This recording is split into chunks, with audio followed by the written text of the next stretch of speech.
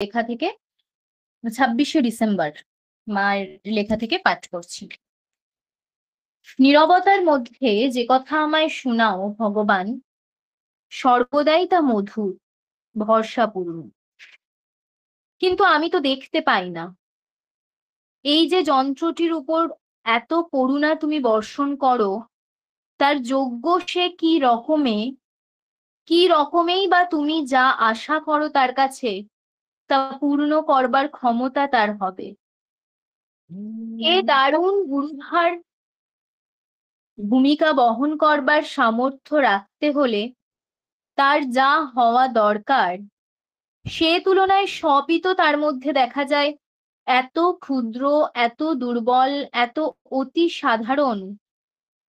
না আছে বল, না আছে বীর্য, না আছে প্রসার। কিন্তু আমি জানি মন যা ভাবে তার মূল্য খুবই সামান্য। নিজেই সে কথা জানে।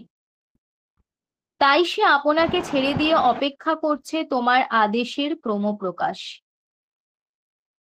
তুমি আমাকে বলছো সদা সর্বদা যুদ্ধ করে চলতে। আমি চাই আমার যেন থাকে সেই অদম্য উৎসাহ যার কল্যাণে সকল বাধা বিপত্তি পার হওয়া যায়। কিন্তু আমার হৃদয়ের মধ্যে তুমি ভরে দিয়েছ এমন প্রসন্ন প্রশান্তি যে আশঙ্কা হয় যুদ্ধ করা যেন আমার পক্ষে সম্ভবই হবে না। সব জিনিস, বৃত্তি হোক আর কর্ম হোক, আমার মধ্যে ফুটে ওঠে। ফুল যেমন ফুটে ওঠে স্বতঃস্ফূর্তভাবে বিনা আয়াসে, শুধু আছে, বেড়ে উঠছে তারই আনন্দে, তোমাকে প্রকাশ করে ধরবার আনন্দে, প্রকাশের ধারা যাই হোক না। আর এই যুদ্ধ যদি বা থাকে তবে তা এত সহজ, এত সরল যে তাকে ও নাম দেওয়াই যায় না। কিন্তু এতখানি প্রেম ধারণ করবার পক্ষে কি ক্ষুদ্রই না এর হৃদয়? আর তাকে পরিবেশন করে ধরবার পক্ষে এই প্রাণ, এই দেহ কি না দুর্বল। তুমি আমাকে সেই অপরূপ পথখানির পাশে এনে দাঁড় করিয়েছ। আমার পায়ের সামর্থ্য হবে কি তাতে উঠে চলবার? তোমার উত্তর হলো আমাকে উড়ে চলতে হবে। পায়ে হেঁটে চলবার চেষ্টা করলে ভুল হবে। তোমার না। আর একবার তোমার সর্বশক্তিমান বাহুর মধ্যে তুমি আমাকে তুলে নিলে, তোমার অতল হৃদয়ের মধ্যে ধরে আমায় আদর করলে, সে হৃদয় আমায় বললে, কোনো চিন্তা করো না, শিশুর মতো নির্ভর করে থাকো। তুমি কি আমিই নও? আমার কাজের জন্যে আমারই সংহত রূপ। হে পরম প্রিয় ভগবান আমার, এ হৃদয় তোমার কাছে অবনত, এই বাহু দুটি তোমার দিকে প্রসারিত, তোমাকে মিনতি করে তোমার দিব্য প্রেমের স্পর্শে এই সত্তাকে সমগ্রভাবে প্রজ্বলিত করে তোলো, যাতে জগতের উপর তার আলো ছড়িয়ে পড়ে। আমার বুকের মধ্যে আমার হৃদয়খানি পূর্ণ উন্মুক্ত তোমার দিকে, ফিরে রয়েছে তোমার দিকে। সে উন্মুক্ত ও শূন্য, যাতে তুমি তা ভরে দিতে পারো তোমার দিব্য প্রেম দিয়ে। সে শূন্য, সেখানে কিছুই নেই তুমি ছাড়া। তোমার অস্তিত্ব দিয়ে তাকে ভরে রেখেছো, তবুও সে শূন্য। কারণ তা ধারণ করতে পারে ব্যক্ত সৃষ্টির অনন্ত বৈচিত্র্য, যা কিছু সবই। ভগবান, এই বাহু দুটি তোমার দিকে প্রসারিত হয়ে তোমাকে মিনতি করছে। এ হৃদয় তোমার দিকে পূর্ণরূপে নিজেকে খুলে ধরেছে, যাতে সে হয়ে উঠতে পারে তোমার অসীম প্রেমের ভান্ডার। সকল জিনিসের মধ্যে, সকল জীবের মধ্যে, সর্বত্র আমাকে ভালোবাসো। এই তোমার উত্তর। তোমার চরণে লুণ্ঠিত হয়ে তোমাকে মিনতি করি, আমাকে তুমি দাও সে শক্তি। মধুময় ভগবান আমার, আমাকে শিক্ষা দাও যাতে তোমার প্রেমের যন্ত্র আমি হয়ে উঠতে পারি। ভগবান, হৃদয় আমার কেন মনে হয় এমন হিম, এমন শুষ্ক? অনুভব করছি, দেখছি আধারের ভিতরে অন্তরাত্মাও আমার বেঁচে আছে, তোমাকে প্রত্যক্ষ করছে, চিনে নিয়েছে তোমাকে প্রতি জিনিসের মধ্যে, তোমাকেই ভালোবাসছে সকল জিনিসের মধ্যে, যা কিছু আছে তার মধ্যে। পূর্ণ সজাগ সে বিষয়ে, আর তার অনুগত হলো বাহ্য সত্তা। সুতরাং বাহ্য সত্তাও তেমনই সজ্ঞান। মন জানে তা, কখনো ভোলে না। প্রাণ সত্তাও এখন বিশুদ্ধ, অনুরাগ বিরাগ তার আর নেই। ক্রমেই সর্বদা ও সর্বত্র তোমার সান্নিধ্যের আনন্দ অনুভব বেড়ে চলেছে। কিন্তু হৃদয় যেন ঘুমিয়ে, একটা অবসাদের সুপ্তি নিয়ে। তার মধ্যে আর যথেষ্ট কর্মঠতা নেই, যাতে অন্তরাত্মার প্রেরণায় সে পূর্ণ সাড়া দিতে পারে। কেন? এতই নির্জীব ছিল কি সে, যে লড়াই করে শ্রান্ত হয়ে পড়েছে, এমন গভীরভাবে আহত হয়েছে যে পঙ্গু হয়ে গিয়েছে? কিন্তু তবুও তো সে চায় অন্তরের ডাকে সাড়া দিতে। তা সে চায় চির অবিচল নিষ্ঠা ও উৎসাহ নিয়ে। কিন্তু এ যেন বৃদ্ধের মতো, তরুণদের খেলায় সে দেখায় তার সন্তোষ, তার সমাদর, কিন্তু নিজে তাতে যোগদান করতে পারে না। তবুও সে আনন্দে নির্ভরে পরিপূর্ণ। প্রকৃতি তাকে মুক্ত হস্তে দান করেছে যত অনুরাগ ঐশ্বর্য, সেজন্য কৃতজ্ঞতায় পরিপ্লুত। সে তো চায় এইসব মহার্ঘ দানের প্রতিদানে যাতে অফুরন্ত ধারায় সে ছড়িয়ে দিতে পারে সেই প্রাণদায়ী, শক্তিদায়ী, সুখকর, সান্ত্বনাকর, স্নেহ প্রেমের সোনালী রসধারা, যা হলো মানুষী জীবের পক্ষে সত্যকার সঞ্জীবনী সুধা। সে তো আকাঙ্ক্ষা করে, চেষ্টাও করে, কিন্তু যা করতে হবে বলে স্বপ্ন দেখে তার তুলনায় কি তুচ্ছ যা সে বাস্তবিক করে। যা আশা করে, চিরকাল যা আশা করে এসেছে, তার তুলনায় কি যৎসামান্য যা সে বাস্তবিক করতে পারে। সে জানে তোমার ডাক কানে পৌঁছিলে তা কখনো ব্যর্থ হয় না। আর যেসব ঐশ্বর্য আভাসে তুমি তাকে দেখিয়েছ, কোনো সংশয় নেই সে সবই একদিন তার অধিগত হবে। স্রোতের মুখে এই যে বন্ধ দরজা, কে তা খুলে দেবে? হৃদয় আমার ভালোবাসে মানুষই ভাবে, আর মনে হয় মানুষই ভাবে ভালোবাসে তার সামর্থ্য, নিষ্ঠা আর শুভ্রতা নিয়ে। তবে তুমি চাও সে যেন ভালোবাসে দিব্য ভাবে, তোমার পরমা শক্তির অসীম ক্রমপ্রসারের মধ্যে। কিন্তু এ বস্তু এখনো তার অনধিগত। কে খুলে দেবে স্রোতের মুখে এই যে বন্ধ দরজা? সকলকে প্রণাম জানিয়ে আমি আজকের পাঠ এখানেই শেষ করছি।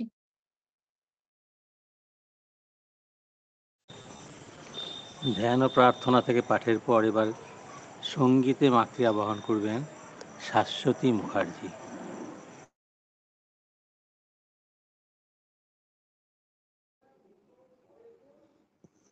জয় মা।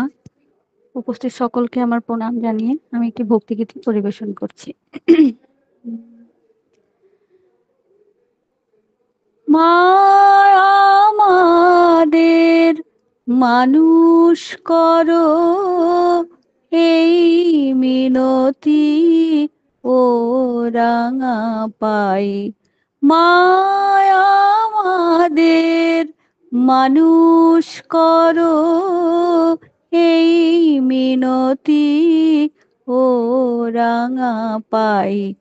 তোমার ছেলে হয়ে যেন দিন কাটে না ধুলো খেলায়। মা আমাদের মানুষ করো, এই মিনতি ও রাঙা পাই।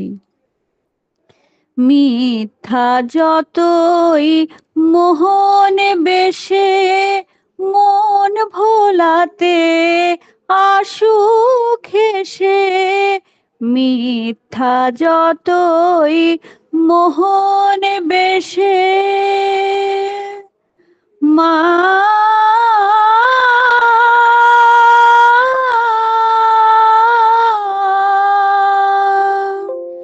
মিথ্যা যতই মোহন বেশে মন ভোলাতে আসুক হেসে। আমরা যেন অটল থাকি মাগো, আমরা যেন অটল থাকি মা। তোমার চরণ সেবায় মায় আমাদের মানুষ করো। এই মিনতি ও রাঙা পাই। মায় আমাদের মানুষ করো। এই মিনতি ও রাঙা পাই। তুমি মোদের প্রাণের প্রাণ, তুমি মোদের ধ্যান জ্ঞান। তুমি মোদের প্রাণের প্রাণ, তুমি মোদের ধ্যান জ্ঞান। তোমার তরে গে গান মাগো, তোমার তরে গে গান মা। যেন মোদের জীবন যায় মায় আমাদের মানুষ করো।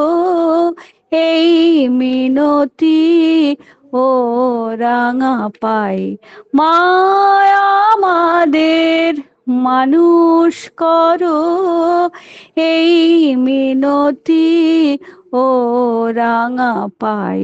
তোমার ছেলে হয়ে যেন দিন কাটে না ধুলো খেলায়। মায় আমাদের মানুষ করো। এই মিনতি ও রাঙা পাই। মায় আমাদের মানুষ করো। মায় আমাদের মানুষ করো। মা আমাদের মানুষ করো। এই মিনতি ও রাঙা পাই। জয় মা।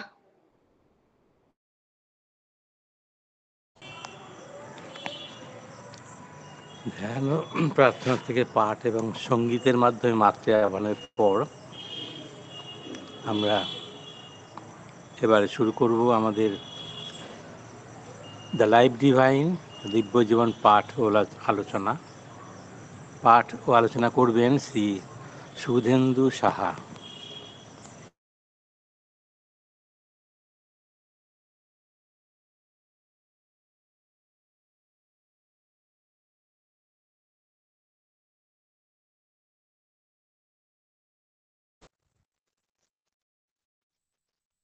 ওম শ্রী অরবিন্দ মীরা। উপস্থিত সবাইকে নববর্ষের শুভেচ্ছা জানাই। নববর্ষের দিনই আমাদের পাঠ করার কথা ছিল, কিন্তু হয়ে ওঠেনি। ওই যে আমরা বিশ্ববিধান জানি যে একটা নিয়ম আছে, চলছেও সেই নিয়মে বিশ্ব পরিচালিত হচ্ছে। তবে আমরা এক খাতে সব মিলিয়ে দিতে চাই, বইয়ে দিতে চাই, কিন্তু সেগুলো সবসময় মেলে না।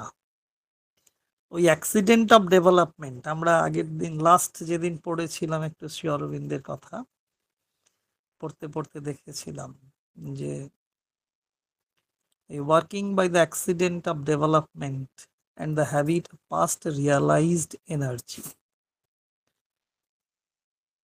আমরা অভ্যস্ত কিছু ধারা ধরে চলতে পছন্দ করি, ভালোবাসি। একটা রুল আমরা তৈরি করে নিই, একটা ল আমরা মেনে নিই,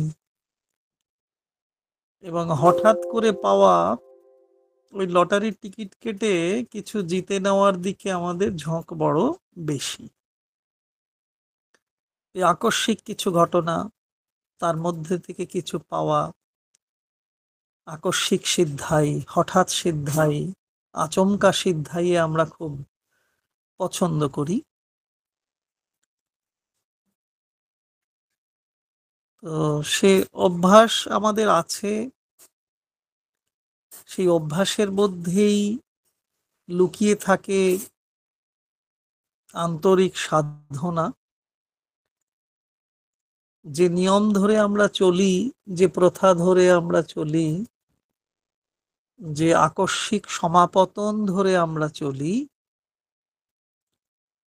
সে চলতে চলতেও তার ভিতরে একটা অন্তর্স্রোত চলতে থাকে, অন্তর প্রবাহ চলতে থাকে, সাধনার ধারা চলতে থাকে। অন্তত কিছু কিছু মানুষের জীবনধারায় সেটা প্রতিফলিত হয়, প্রকাশিত হয়, কখনো প্রকাশিত হয় না। তবে তাদের শুদ্ধাচরণের মধ্য দিয়ে, শুদ্ধ বলনের মধ্য দিয়ে সেই প্রকাশ ধারা আমাদের সামনে ফুটে ওঠে। তার মধ্য থেকেই আমাদের প্রাপ্তি জোটে, কিছু তৃপ্তি পাই, আনন্দ পাই। পাওয়ার মধ্যে হয়তো কিছু মাত্রায় সিদ্ধাই থাকলেও যারা পরিণতির দিকে এগোতে চান, পরিণত হতে চান, পূর্ণ হতে চান, তারা সেই আপাত সিদ্ধাই ধরে এগোন না, আপাত সিদ্ধাইকে রেখে আরো গভীরতর সাধনায় ডুবে গিয়ে মহত্তর, পূর্ণতর প্রাপ্তির দিকে এগোতে চান। যে প্রাপ্তি শুধু প্রাণিক উচ্ছ্বাস দেবে না, অন্তর্গত সত্যের সন্ধানে রত থেকে প্রকৃত আনন্দের উৎসরণে প্রবাহিত হওয়ার সুযোগ করে দেবে। 1432 শুরু হলো, 1 4 3 2, যদি যোগ করি 10, পূর্ণতার সংখ্যা, নাম্বার অফ পারফেকশন। আশা করব এই 1432 নতুন বঙ্গাব্দ আমাদের জীবনে পূর্ণতা এনে দেবে। প্রতিটি মানুষের নিজস্ব কিছু ক্ষেত্র থাকে, সেই ক্ষেত্রে কিছু চলাচল থাকে, সাধনা থাকে, অনুশীলন থাকে, প্রক্রিয়াজাত বিষয়গুলো থাকে, সেগুলো যাতে পূর্ণতার পথে পৌঁছতে পারে, তার জন্যে শুভেচ্ছা। শুভেচ্ছা ছাড়া আর কি রাখতে পারি। আমরা পড়ছি the life divine divide Maya, 7th প্যারাগ্রাফের 2nd সেন্টেন্সটা পড়বো, আজকে শুরু করব। ঠিকঠাক পড়তে পারবো না, ভুল হতে পারে, একটু নিজ গুণে ক্ষমা করে নেবেন, চেষ্টা করছি। লিখছেন শ্রী অরবিন্দ। তিনি বসেছেন সেই মনসামঙ্গল কাব্যের মতো, যে বসিল মনসা লখাই জিয়াইতে। তো আমরাও সেই মৃত প্রাণ, মৃতপ্রায়ও বটে, মৃতপ্রায় মৃত প্রাণই বটে। আমরা যাতে বেঁচে উঠতে পারি, জীবন্ত হয়ে উঠতে পারি, জীবনী শক্তিতে ভাস্বর হয়ে উঠতে পারি, সেজন্যে শ্রী অরবিন্দ বসেছেন, লিখছেন। বলছেন, but this apparent and secondary truth is final to us only so long as we conceive of force solely. কি অসাধারণ কথা বলছেন। But this apparent and secondary truth, ওই যে বিশ্ব বিধান ধরে আমরা চলছি, তার মধ্যে সত্য না থাকলেও আমরা একটা আপাত সিদ্ধাই ধরে চলার চেষ্টা করি। But this apparent and secondary truth is final to us only so long as we conceive of force solely. বিশ্বে নিয়মের এই তাৎপর্য, কিন্তু শক্তিকে কেবল শক্তিরূপে দেখলেই তার প্রকৃতি সম্পর্কে এই রায়কে চূড়ান্ত বলে মানা চলে, নইলে এ শুধু তার একটা গৌণ আপাত পরিচয়।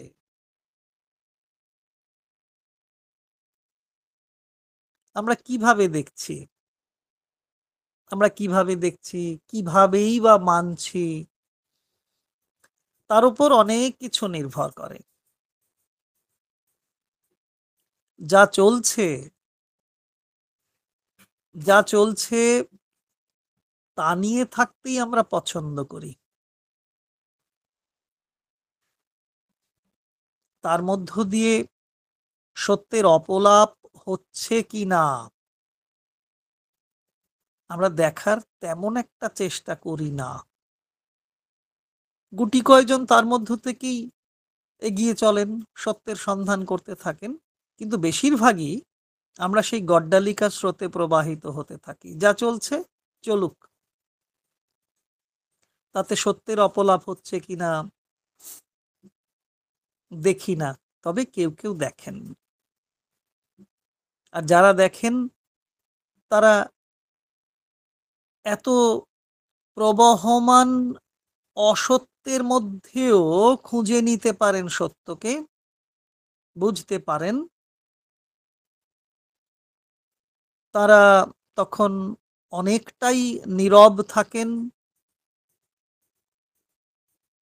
আবার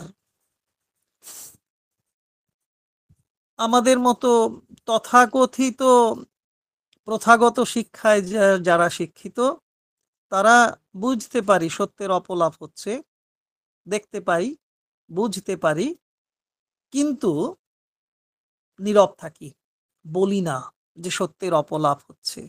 পাছে আমার অবস্থান থেকে আমি সরে যাই, আমার অবস্থান চলে যায়। আমাদের দৃষ্টিভঙ্গি, আমাদের মনোভাব তথাকথিত ভদ্রজনের মনোভাব, মধ্যবিত্ত মধ্য চেতনার মানুষ আমরা এইরকম দৃষ্টিভঙ্গি এবং মনোভাব নিয়েই বোধহয় চলি। আসলেই তাই। কে কার খোঁজ রাখে এই দুনিয়ায়? কার ক্ষতি হলো, কে অসুস্থ হয়ে পড়লো, কে দুঃখী জীবন যাপন করলো, তাতে আমার কি এসে যায়? আমি ভালো থাকলেই সব ভালো। এই যে প্রবণতা, তথাকথিত শিক্ষিত মানুষের এই যে প্রবণতা, এটা রয়েছে, এই দৃষ্টিভঙ্গি, এই মনোভাব রয়েছে এই দুনিয়া। তাই কেউ দেখা যায় কেউ কারোর তেমন করে খোঁজ নেয় না।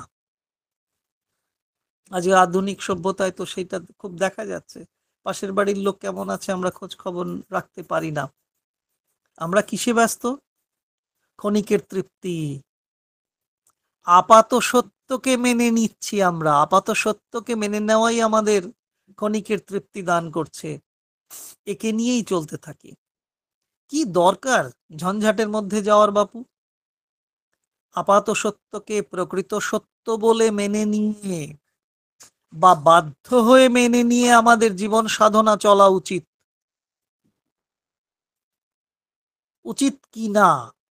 আপাত সত্যকেই প্রকৃত সত্য বলে মেনে নিয়ে আমরা চলবো, এটা একটা আধুনিক মনোবৃত্তির প্রকাশ ধারা। ও যা হচ্ছে খানিকটা সত্য, সেটাকেই আমরা আসল সত্য বলে, বা কখনো কখনো বোধিসম্পন্ন মানবেরও ক্ষেত্রে দেখা যায় বাধ্য হয়ে তারা মেনে চলেন।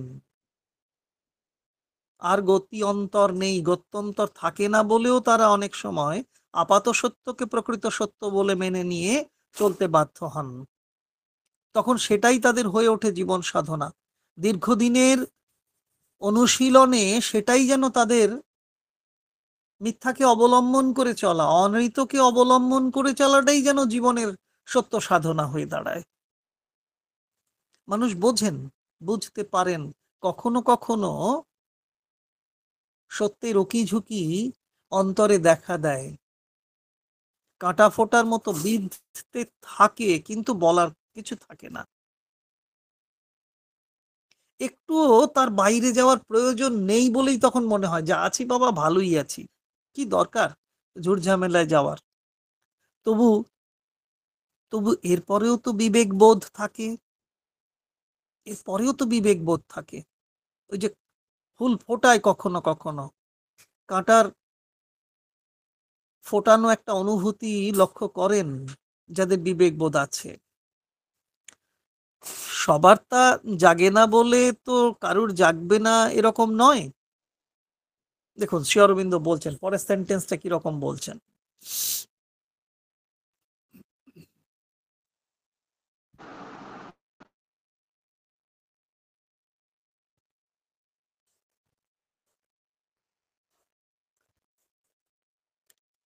when we perceive that force is a self-expression of existence, we are bound to perceive also that this line which force has taken corresponds to some self-truth of that existence which governs and determines its constant curve and destination. When we perceive that force is a self-expression of existence, শক্তিকে শ্রীমৎ অনির্বাণের বাংলা যেরকম করেছেন একটু পড়ে নি, যে শক্তিকে সত্তার আত্মসম্ভূতি বলে জানি যখন, when we perceive that force is a self-expression of existence, শক্তিকে সত্তার আত্মসম্ভূতি বলে জানি যখন, তখন শক্তি প্রবাহের নির্দিষ্ট ধারাকে সত্তার স্বরূপ সত্যের একটা প্রতিরূপ ছাড়া আর কিছু বলতে পারি না। তখন মানতে হয় সন্মাত্রেরই ঋতময় প্রশাসনে নিয়ন্ত্রিত হচ্ছে প্রবাহের নিরূপিত চলন এবং লক্ষ্য।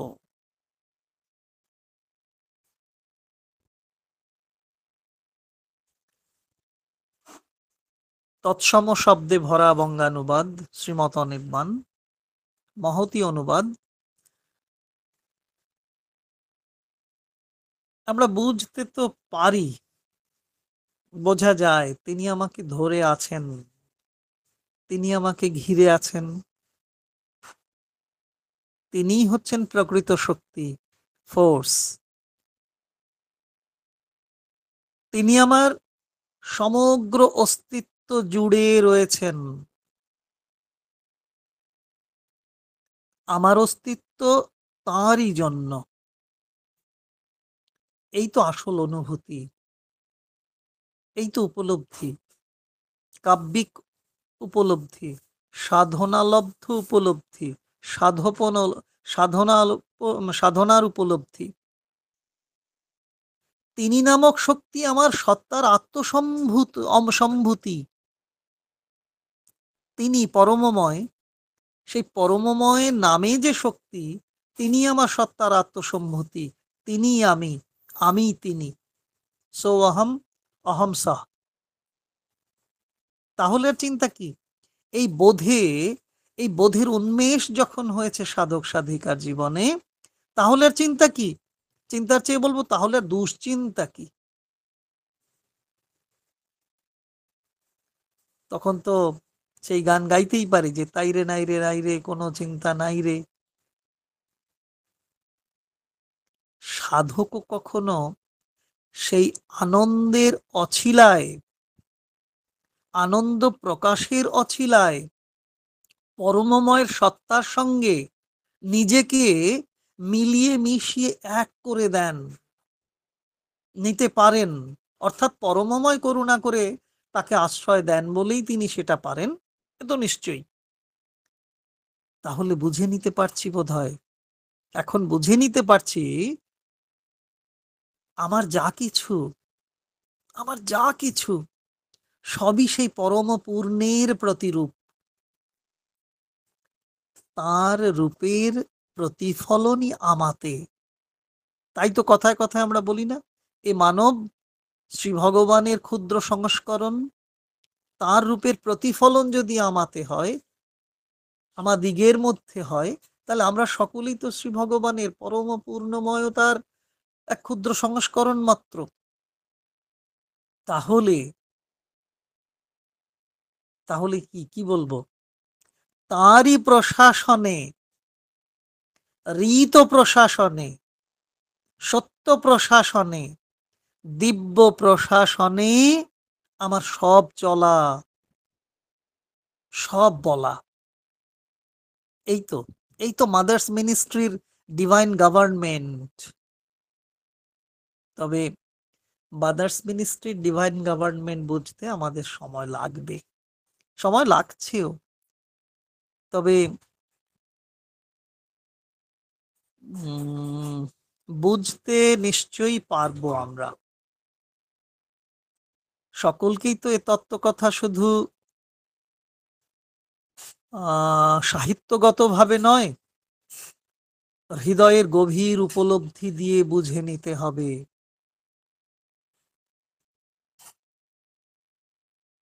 দেখি পরের বাক্যে শ্রী অরবিন্দ কি বলছেন। তিনি তো আমাদের হাত ধরে এগিয়ে নিয়ে চলেছেন।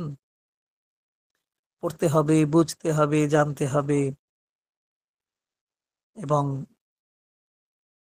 সিদ্ধান্ত নিতে হবে পরমের কথা আমরা মানব কি মানব না। আমরা যেন উচ্চকিত স্বরে না হলেও নিচু স্বরেও যেন আত্মকথনের মতেও বলতে পারি, আমরা পরমের কথা মানব, মেনে চলব। And since consciousness is the nature of the original existence, কোন জায়গায় আসছেন শ্রী অরবিন্দ, আমাদের নিয়ে চলেছেন। And since consciousness is the nature of the original existence and the essence of its force, this truth must be a self-perception in conscious being, and this determination of the line taken by force must result from a power of self-directive knowledge inherent in consciousness, which enables it to guide its own force inevitably along the logical line of the original self-perception.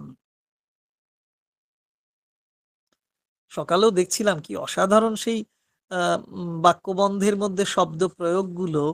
আর সেজন্যই তো 1948 সালে এই life ডিভাইনের জন্য সবাই তাকে Nobel দেওয়ার জন্য করলেন, অথচ সাহিত্যে সে বছর দেওয়া হলো না।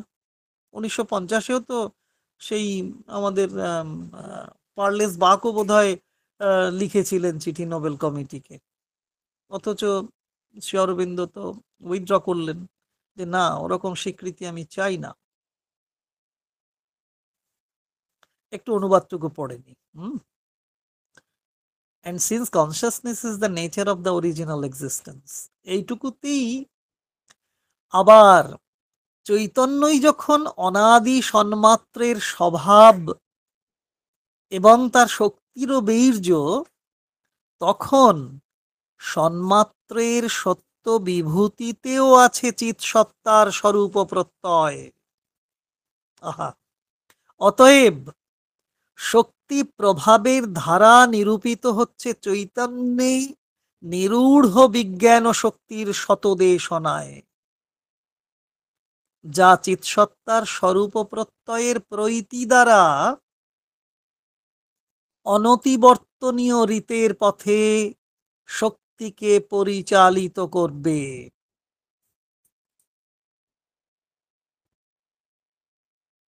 শ্রীমত অনির্বাণকে নোবেল দেওয়া যেত এই বাংলার জন্য। আমাদের মনে রাখতে হবে এবং সেই অনুযায়ী চলতে হবে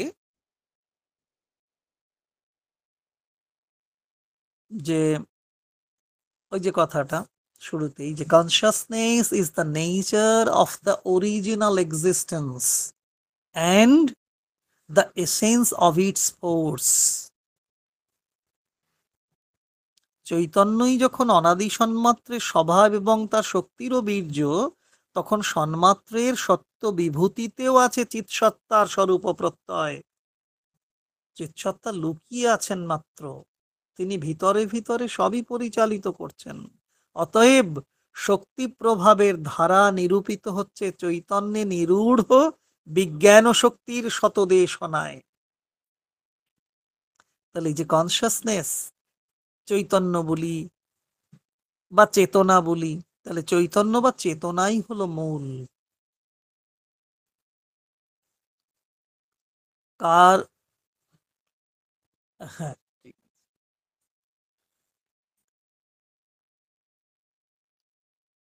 তাহলে কার মূলে আছে চেতনা, কার মূলে আছে চৈতন্য, কার মূলেই বা আছে কনসিয়াসনেস? সহজ উত্তর হতেই পারে অরিজিনাল এক্সিস্টেন্স বা অনাদি সন্মাত্রের মূল স্বভাব বা প্রকৃতি হলো চেতনা। তো প্রত্যেকটা শব্দবন্ধকে যদি আমরা একটু ভেঙে ভেঙে দেখি, নিজে নিজে পড়তে পড়তে যদি প্রশ্ন করি, সাধকোচিত প্রশ্নের মধ্য দিয়ে শ্রী ভগবান করুণা করবেন, উত্তর দেবেন। আর উত্তর যোগী শ্রী অরবিন্দ তো রয়েছেন, উত্তর যোগিনী মাতা তো রয়েছেন। অরিজিনাল এক্সিস্টেন্স, তাহলে কনসিয়াসনেস, চেতনা, চৈতন্য যাই বলি, কার মূলে আছে চেতনা, কার মূলে আছে কনসিয়াসনেস? না, অরিজিনাল এক্সিস্টেন্সের মূলে আছে। অরিজিনাল এক্সিস্টেন্সেরই বাংলা হয়েছে, বঙ্গানুবাদ করেছেন অনাদি সন্মাত্রের মূল স্বভাব বা প্রকৃতি হলো চেতনা। তাহলে আমাদের এই যে এক্সিস্টেন্স, এই অস্তিত্ব, তা অরিজিনাল, অনাদি সন্মাত্র, অরিজিনাল এক্সিস্টেন্স। তার মূলের স্বভাব বা প্রকৃতি যাই বলি, তাই হলো চেতনা বা চৈতন্য বা কনসিয়াসনেস। আর কি না, এই চেতনা প্রধান অস্তিত্বের যে ফোর্স বা শক্তি আছে, তারও এসেন্স বা বীর্য, সার অংশ। তাহলে সূত্র ধরে দেখি, যদি এরকম যদি ভাবতে থাকি আমরা, এরকম যদি বলি, আপনারা একটু খেয়াল করবেন যে মূল অস্তিত্বের স্বভাব প্রকৃতি ও বীর্যই হলো চেতনা। মূল অস্তিত্ব, অরিজিনাল এক্সিস্টেন্স, আমাদের যে আদি অনাদি সন্মাত্র, যার কোনো শেষ নেই। তো সেই মূল অস্তিত্বের স্বভাব প্রকৃতি এবং তার যে এসেন্স, মূল বিষয়টাই হলো চেতনা। আর তাই যদি হয়, আর হবে নাই বা কেন, since consciousness is the nature of the original existence, হবে হবে হবে। তাহলে আমাদের তো সচেতন হতেই হবে। আমাদের এই অস্তিত্বের মূলে, আমাদের যা কিছু সার অংশ, তার মূলে যদি চেতনা হয়, চৈতন্য হয়, চেতনার চৈতন্য করে দে, কাকে চাইছি? সেই চৈতন্যময়ীর কাছেই যাচ্ছি। সে আমরা বলি ওম আনন্দময়ী চৈতন্যময়ী সত্যময়ী পরমী, তাহলে সে ঠিক চৈতন্যময়ীর কাছেই যাচ্ছি। তাহলে আমাদের সবকিছু, আমাদের স্বভাব প্রকৃতি, তার যে মূল অংশ, আমাদের এই অস্তিত্বের মূল অংশই হচ্ছে চেতনা। তাহলে তো আমাদের সচেতন থাকতেই হবে, সচেতন হতেই হবে, সচেতন ভাবে চলতে হবে, বলতে হবে, কাজ করতে হবে। কোনোভাবেই কোনোভাবেই আর অর্ধচেতন বা অচেতন হয়ে থাকলে চলবে না। শ্রী অরবিন্দ দেব বলেই দিচ্ছেন সে কথা। ওই যে কথাটা ভুল বলবো কিনা জানি না, বলেই ফেলি। শ্রী অরবিন্দ এরকম একটা কথা বলেন যে when you are aware of the whole universe, you will be able to aware of your being, own being. শব্দ এদিক ওদিক হতে পারে। তাহলে তুমি যদি বিশ্ব সংসারের সবকিছু সম্পর্কে যদি সচেতন থাকতে পারো বা হতে পারো, তাহলে তুমি তোমার আপন সত্তা সম্পর্কে সচেতন থাকতে পারবে, সজাগ থাকতে পারবে। আবার নিজেকে, নিজের অস্তিত্বের প্রকৃতি, স্বভাব ও ও তার শক্তি ও বলকে চেতনা রূপে জানতে পারলে সমগ্র বিশ্ব প্রকৃতি সম্পর্কেও সচেতন থাকা যায়। দুভাবেই বলা যেতে পারে। বিশ্ব সংসার সম্পর্কে সচেতন হচ্ছি, আমার আত্মগত চেতনা সম্পর্কেও সচেতন থাকছি। আবার ঠিক তেমনি ভাবে আমি যদি ভিতরে ভিতরে সচেতন থাকি, আমার স্বভাব প্রকৃতি যদি সচেতন হয়, তাহলে বিশ্ব সংসারের প্রতিটি ঘটনা সম্পর্কেই আমি সচেতন হতে পারি। ছোট্ট একটি ঘরে কত বছর কাটালেন শ্রী অরবিন্দ, অথচ বিশ্ব সংসারের সব খবর তার নখদর্পণে ছিল। প্রত্যেকটি সম্পর্কে আজকে থেকে 100 বা 100 বছরেরও আগে যে কথা তিনি লিখে দিয়ে রেখে গেছেন, সে কথা আজকের সময়েও সামাজিক, রাজনৈতিক, সাংস্কৃতিক, সাহিত্যিক, ধার্মিক এবং অধ্যাত্মগত বিষয়গুলো চরম সত্য বলেই প্রমাণিত হচ্ছে। শ্রী অরবিন্দের সে কথা আর আজকের কথায় কোনো ভুল খুঁজে পাওয়া যাচ্ছে না।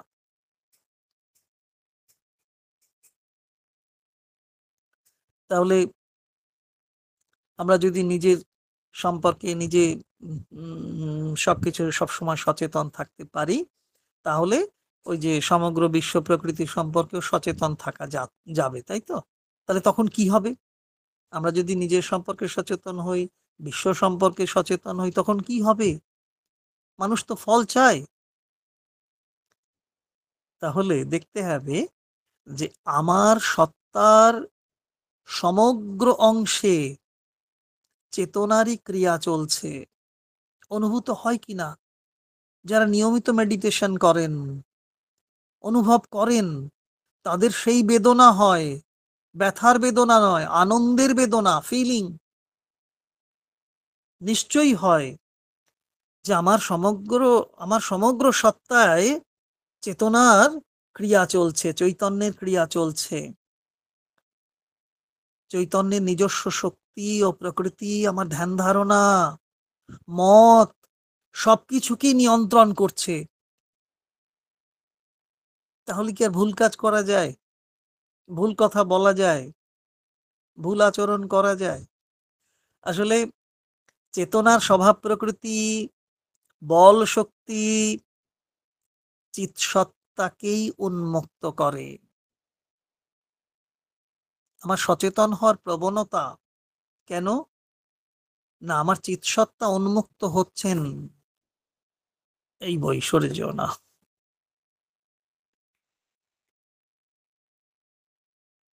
আমার আসনটা তো ঠিক করেছি, গ্রন্থ রাখার আসনটি ঠিক রাখা হয়নি, তাই সে কিংবা ভুল বলছি বলে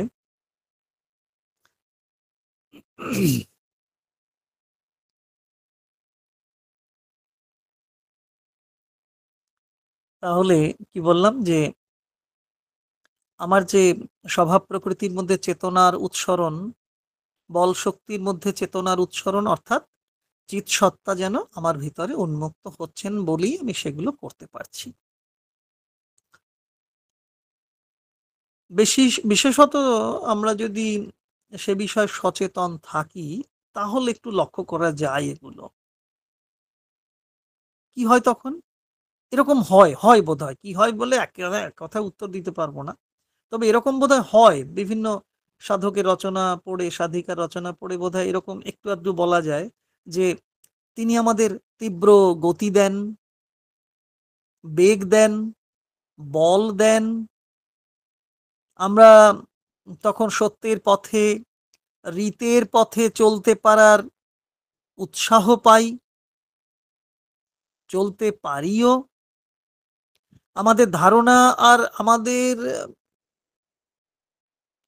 অপূর্ণ ধারণার মধ্যে সীমাবদ্ধ থাকে না। আমাদের যে ধারণা, আমাদের বিভিন্ন রকমের বিষয় নিয়ে আমাদের পারসেপশন থাকে, বিভিন্ন রকমের ধ্যান ধারণা থাকে, সেই ধারণা পূর্ণ হয়ে ওঠে, অপূর্ণ ধারণার মধ্যে সীমাবদ্ধ থাকে না, অসীম হয়ে ওঠে।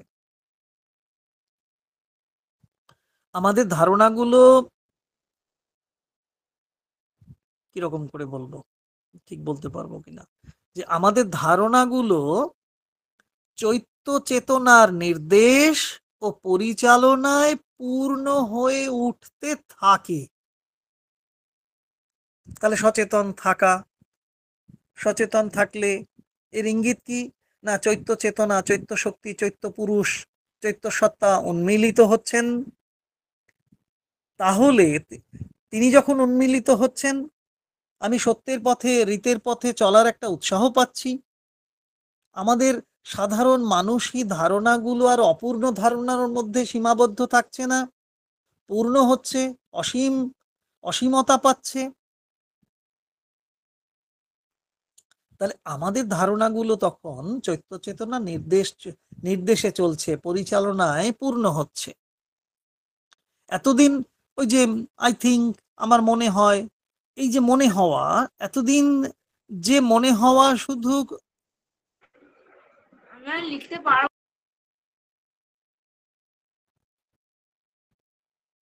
ঠিক আছে, আমি ভাবলাম কিছু বলছেন কিনা। কি বলছিলাম, যে এতদিন ওই যে মনে হওয়া শুধু মানসিক সংশয়ের দোলাচলে রাখতো আমাদের। আই থিঙ্ক, উই থিঙ্ক, আমার মনে হয়, আমাদের মনে হয়, এই যে মনে হওয়ার প্রবণতা, এটা আমাদের একটা সংশয়ের দোলাচলেই রাখে। আমার মনে হয় এটা হবে, মানে হতে পারে, একটা সম্ভাবনা। আর সেই সম্ভাবনার মধ্যে একটু সংশয়ও থাকে। সংশয় থাকে বলেই তো ওই মেয়ে প্রয়োগ করা হয়। একটু সংশয় থাকে, মানসিক সংশয়ের দোলাচলে রাখতো আমাদের। তাও ধীরে ধীরে নিঃসংশয় রীতের পথে চালিত করে। ওই যে চৈত্য পুরুষ উন্মিলিত হচ্ছেন। শ্রী অরবিন্দ বলেছেন, জিজ্ঞাসা করা হয়েছিল কতদিন লাগতে পারে চৈত্য সত্তার উন্মিলনের জন্য, মৃদু হেসে বলেছিলেন 30 বছর লাগতে পারে। মা বললেন 35 বছর থেকে তার সূচনা হতে পারে। তারপরে কার উন্মিলনের, পূর্ণ উন্মিলনে কত বছর লাগবে, এটা সম্পর্কে ওনারা নীরব থেকেছেন। মানে আমাদের আর ভীত করতে চাননি। 30-35 তো আমরা ভয় পেয়ে যাই, তাও হয় না, অনেক অনেক দেরি। তাহলে আমরা এটা ধরে নিচ্ছি, এবং সত্যি সত্যি যারা এই অনুশীলন করেন, নিশ্চয়ই তারা প্রকাশ করবেন না, আমরা বলে ফেলি, কিন্তু তারা তো প্রকাশ করবেন না। এই নলিনীদার ছোট ছেলে একবার ডেকে পাঠালেন, পন্ডিচেরি গেলাম, রবিদা, গেলাম রিডিং রুমে, লাইব্রেরি রিডিং রুমে গিয়ে বসলাম পাশে, যেটুকু দরকার সেটুকু আমার সঙ্গে কথা বললেন। তারপরে নিজেই বললেন, এসো সুধেন্দু। আমি আস্তে উঠে চলে এলাম, যে এরপরে আর নয়। এই যে, তাহলে আমাদের মনে হওয়া সংশয়ের দোলাচলে রাখে, কিন্তু যাদের মধ্যে সেই চৈত্য পুরুষের উন্মিলন হয়, তারা নিঃসংশয়ে রীতের পথে চালিত হন। সৌভাগ্যক্রমে নলিনীদার 3 ছেলের মধ্যে 2 ছেলের সঙ্গে আমার কিছুটা ইন্টারাকশন হয়েছিল, রঞ্জুদা এবং রবিদা। কিছু কিছু লেখায় লাল কালি দিয়ে টিকমার্ক করে দিয়েছিলেন রঞ্জুদা, আমার জীবনের পরম প্রাপ্তি। এবং নলিনীদার উপর একটা গীতি কবিতা রচনা হয়েছিল এক সময়। রবিদা বলে ফেলেছিলেন, চিঠি লিখেছিলেন, বড় একটা চিঠি লিখেছিলেন রবিদা। তাতে বলেছিলেন এই গীতি কবিতাটি যথাযথভাবে সুর করে যদি গাওয়া যায় বেশ ভালো হবে, এরকম ধরনের একটা বৃন্দগানের কথা বলেছিলেন। তা হয়ে ওঠেনি, সে লেখা কোথায় আছে তাও আমার খোঁজে নেই, সন্ধানে নেই। যাই হোক, আরেকটি সেন্টেন্স পড়ছি, 7th প্যারাগ্রাফের লাস্ট সেন্টেন্সটা পড়ছি। বলছেন শ্রী অরবিন্দ, তাহলে আমরা কিন্তু আমাদের চৈত্য পুরুষ উন্মিলিত হয়েছে, আমরা সত্যের পথে, রীতের পথে এগিয়ে চলেছি, তার নির্দেশনায় পরিচালনায় আমরা এগিয়ে চলেছি। বেশ, it is then a self-determining power in universal consciousness, a capacity in self-awareness of infinite existence to perceive a certain truth in itself and direct its force of creation along the line of that truth which has presided over the cosmic manifestation. Which has presided over the cosmic manifestation. নিয়ে আনন্দ রেড্ডি অনেক আলোচনা করেছেন এক সময়, সে আলোচনায় পৌঁছতেও পারবো না, ছুঁয়েও দেখতে পারবো না সেসব আলোচনা। আগে শ্রীমত অনির্বাণের অনুবাদটুকু পড়ি। লিখছেন শ্রীমত অনির্বাণ, সুতরাং বিশ্ব বিসৃষ্টির মূলে রয়েছে যে প্রবর্তনা, তা বিশ্ব চেতনারই শতদেশনার বীর্য, অথবা আনন্তের আত্মসংবিতের সেই দিব্য সামর্থ্য, যা নিজের কোনো সত্য বিভূতিকে প্রত্যক্ষ করে তার রূপায়ণের নিত্য ধারার পথে সঞ্চারিত করতে পারে শিশ্রিক্ষার প্রবেগ।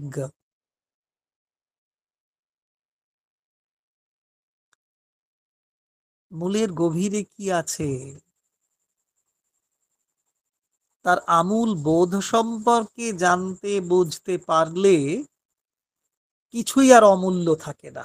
এই অমূল থাকে না, অমূল থাকে না বলবো, অমূল্য থাকে না নয়, অমূল থাকে না। আমাদের আমূল জানতে হবে, মূলের গভীরে কি আছে না আছে সেটা তো সে সম্পর্কে আমাদের জানতে হবে, বুঝতে হবে। বেশ, তাহলে আর কোনো কিছুই আর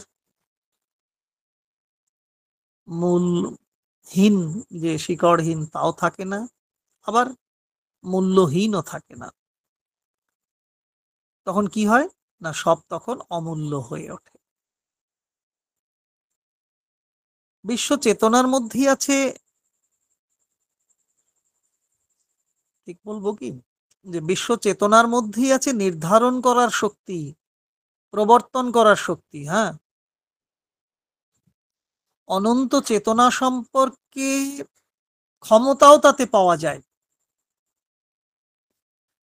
কারণ তিনি তো ভিতরে আছেন, তার মধ্যে সে নির্ধারণ করার শক্তি আছে, প্রবর্তন করার শক্তি আছে। তাহলে অনন্ত চেতনা সম্পর্কে ক্ষমতাও তো পাওয়া যাবে।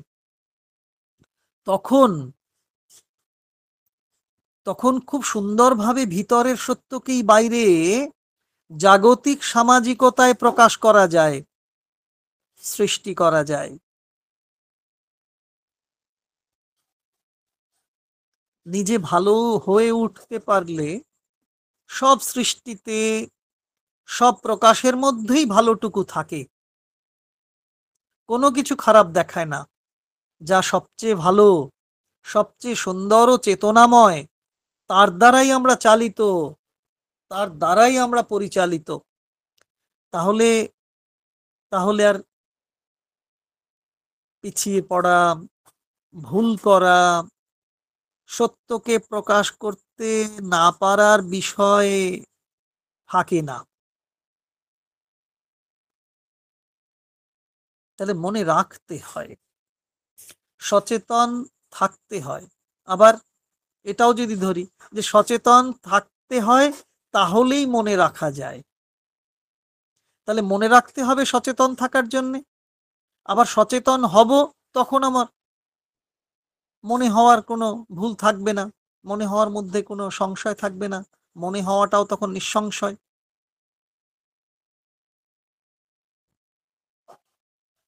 সেটাই নিশ্চিত করা আমাদের কাজ, নিশ্চিতভাবেই সেটাই আমাদের কাজ, আমাদের সাধনা।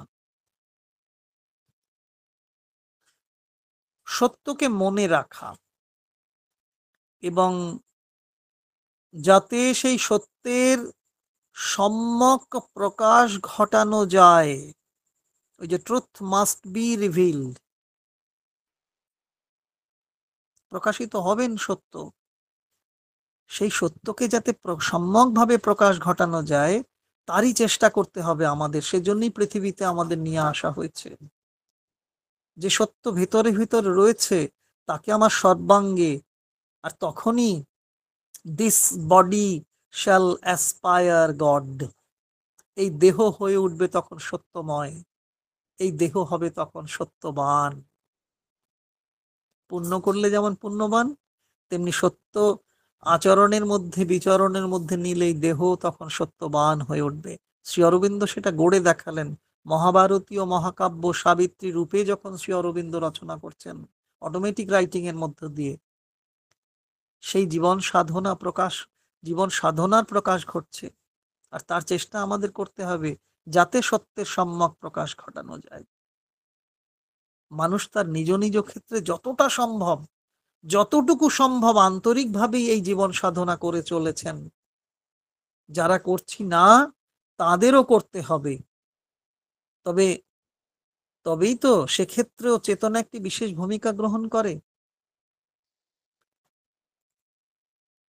এটা তো অত্যন্ত কথিত কথা, সর্বজন বিদিত কথা।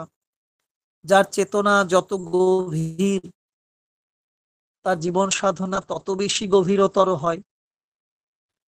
আবার এটাও তো সত্য যে চেষ্টা এবং প্রচেষ্টার মধ্য থেকে এগোতে থাকলে অচেতন অংশ, অর্ধচেতন অংশ, তারাও একটা সময় আসবে যখন সচেতন পূর্ণতায় পৌঁছতে পারবে ধাপে ধাপে। তার জন্য একান্তভাবেই ধরে থাকার বিষয়টি খুব কাজ করে। ধরে থাকতে হয়, লেগে থাকতে হয়, ছেড়ে গেলে চলে না। সময় বোধহয় হয়েছে। সবাই ভালো থাকুন। মা স্থায়ীভাবে আসছেন, সেই দিনটি আগত প্রায়। আমরা সবাই প্রস্তুতি নিচ্ছি তাকে যেন আমাদের অন্তরে নতুন ভাবে স্থায়ীভাবে যেন স্থাপনা করতে পারি। 24 তারিখ সব সেন্টারেই যেন অনুষ্ঠানটি হয়, শুধু প্রথাগত ভাবে নয়, আন্তরিকভাবেই আমরা চেষ্টা করব আমাদের অন্তরে মাকে স্থায়ীভাবে প্রতিষ্ঠা করার। সবাই ভালো থাকুন, সুস্থ থাকুন, আনন্দে থাকুন। জয় মা, জয় শ্রী অরবিন্দ।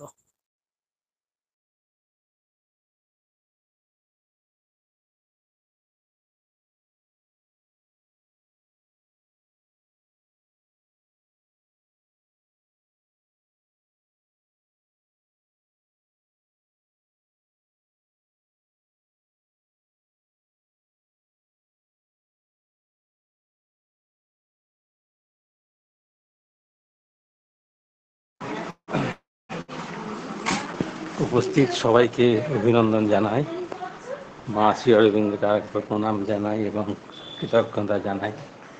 আমাদের অনুষ্ঠান আজকে এখানেই শেষ হচ্ছে। শুভরাত্রি।